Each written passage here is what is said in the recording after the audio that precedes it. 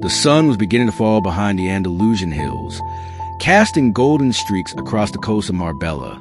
Diogo Jota leaned back in the passenger seat of the Audi RS7, his eyes following the line of the sea. It had been months since he'd spent time with his older brother, Andre. Football never stopped, and the pressure never eased. But here, for just a few days, Diogo had felt like a boy again. Andre's hands gripped the steering wheel loosely, the wind rushing through the open windows.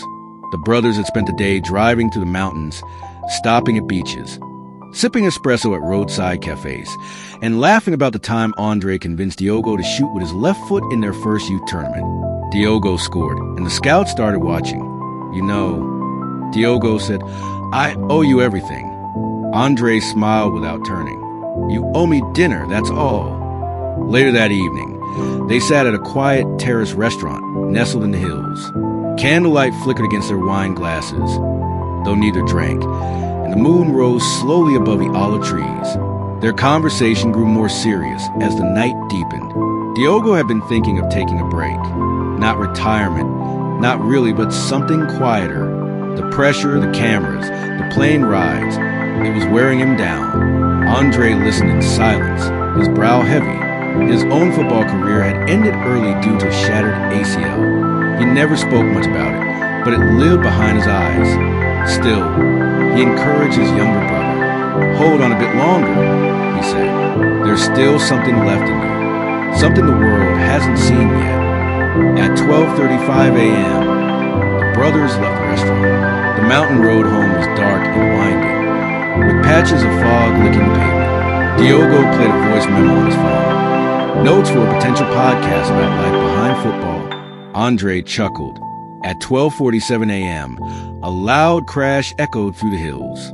Residents along the hillside road reported an explosion. When firefighters arrived 14 minutes later, the white Audi was at the bottom of a ravine, wrapped around an old cork oak. Flames had nearly engulfed it, and the smell of gasoline clung to the trees. 2 bodies were recovered, one in the passenger seat, one behind the wheel. News broke hours later. Diogo Jota, international footballer, had died in a tragic car accident in southern Spain. Alongside him was his brother, Andre. In Portugal, their mother collapsed. Diogo's wife was rushed to hospital after fainting. At Melwood, Liverpool's training ground, silence fell. No one trained that morning. Messages poured in from fans, players, presidents. Cristiano Ronaldo wrote, "Rest in peace, warrior."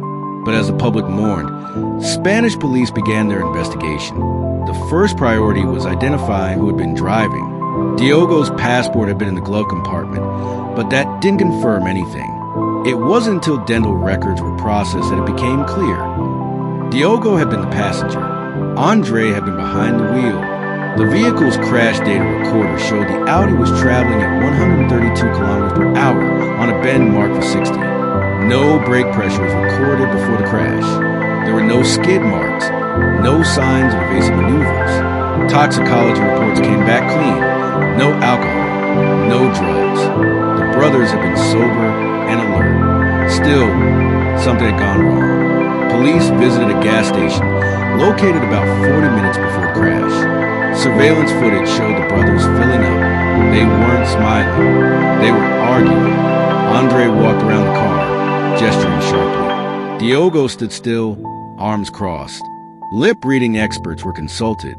The moment Andre said, "Don't make me choose between you and my life," was highlighted. Investigators began to ask, had Andre been mentally unstable? Was the crash a result of emotional distress? A forensic sweep of the vehicle revealed no mechanical faults. Audi engineers confirmed that the brakes, steering, and driver assistance systems were functioning. However, the car's infotainment system was mid-software update. This may have caused temporary failure of the lane assist and warning signals. Still, the system didn't affect braking. One strange detail emerged. Andre's phone, recovered near the crash site, was open to a WhatsApp chat. He had sent 4 messages within the final 10 minutes of the drive. They were to a contact saved as Laura. "Please talk to me. I don't know how to fix this. He says he forgives me, but I can't. Goodbye." Detectives tracked down Laura. She was Andre's ex-girlfriend, who had left him 2 weeks earlier. She had also received a missed call from Andre at 12:43 a.m., just minutes before the crash. Overcome with guilt, she called the police herself after hearing the news. She told them that Andre had been under immense pressure. After losing his career, he'd sunk into depression, struggling with gambling debts and sleepless nights. He had recently told her that he felt like a ghost in a world that had moved on. Diogo knew. The WhatsApp messages recovered from Diogo's phone included several bank transfers and one final message. "We'll clear together. No more shame." A breakthrough came when a voice memo was discovered on Diogo's phone. It had been recorded at 12:44 a.m., 3 minutes before the crash. His voice was soft, almost calm.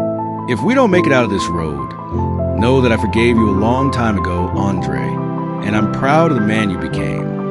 The case was officially closed 10 days later. The Spanish Civil Guard ruled the accident was caused by reckless speeding, compounded by emotional distress. No foul play was suspected. No charges would be filed. But the story didn't end there. At the Estadio do Dragão in Porto, thousands gathered for a candlelight vigil.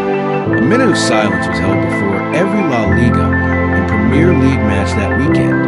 Liverpool players wore black armbands.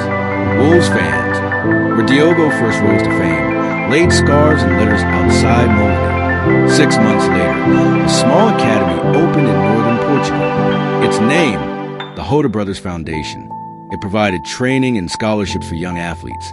But more than that, it offered counseling, support for struggling families, and mentorship programs focused on mental health and sport.